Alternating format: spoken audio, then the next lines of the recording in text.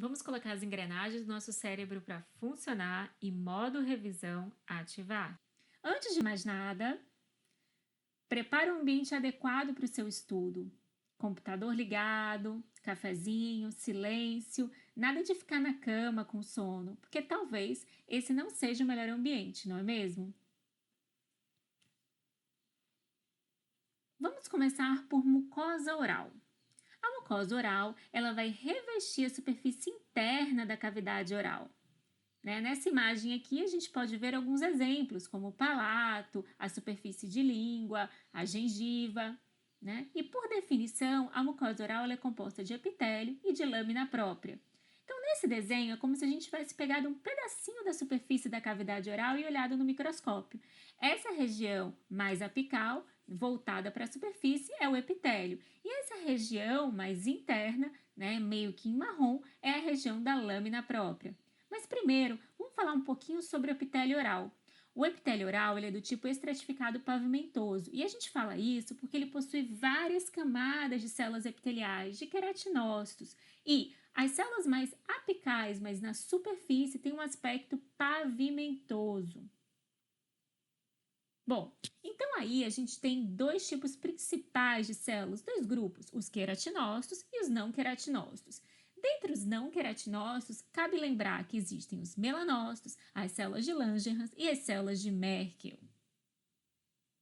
E também a gente pode classificar esse epitélio como queratinizado ou como não queratinizado. O epitélio queratinizado ele é dividido em estratos, são eles basal, espinhoso, granuloso e extrato córneo, enquanto que o epitélio não queratinizado ele é dividido em extrato basal, extrato espinhoso, extrato intermediário e extrato superficial.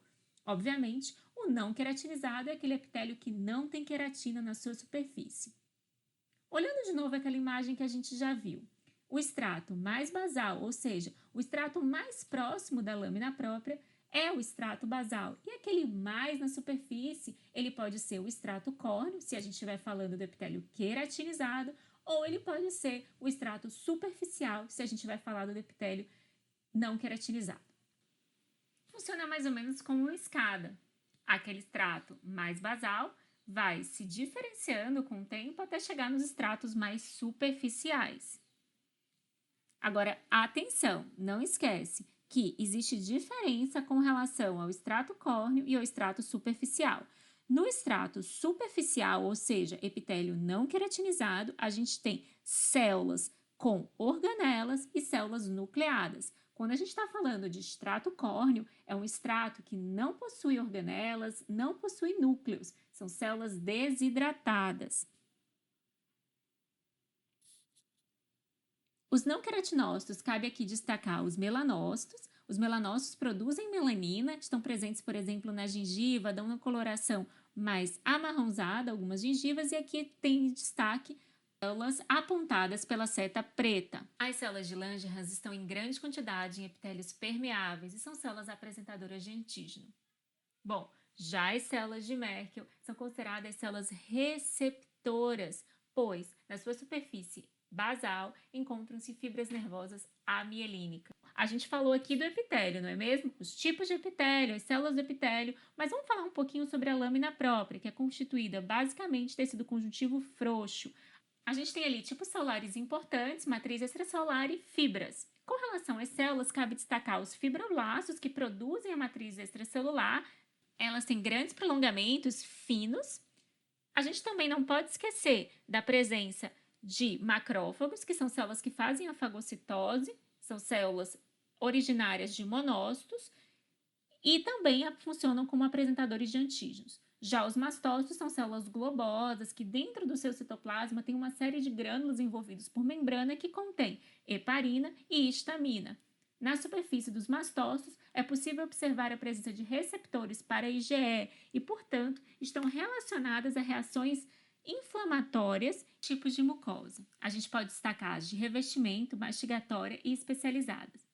A mucosa de revestimento Ela é um tipo de mucosa que contém epitélio não queratinizado e está presente em regiões onde é necessária elasticidade, como, por exemplo, a mucosa labial, jugal, alveolar, palato mole, assoalho de boca e região ventral de língua. Como aqui na imagem a gente pode notar alguma dessas regiões. Na mucosa mastigatória é o contrário, o epitélio do tipo queratinizado, e são regiões sujeitas a atrito, a abrasão, como por exemplo a gengiva inserida e a região de palato duro. Já a mucosa especializada, ela está presente na região de dorso de língua e a gente pode observar nessa região uma grande quantidade de papilas de vários tipos. A que está em maior quantidade é a papila filiforme, que tem um formato cônico voltado para a orofaringe. Essa papila, portanto, não tem botões gustativos. Já a papila fungiforme contém botões gustativos e tem esse nome porque parece um cogumelo. A papila foliada está na região lateral de língua e é possível a gente observar aí na imagem uma micrografia dessa papila foliada. Ela também possui botões gustativos. A papila circunvalada, ela está na região posterior de língua, ela é bastante grande, são de 8 a 12 na região do V lingual. Ela é tão grande que ao redor dela tem um sulco, e esse sulco é repleto de líquido produzido pelas glândulas salivares menores do tipo de von Ebner, que são glândulas serosas.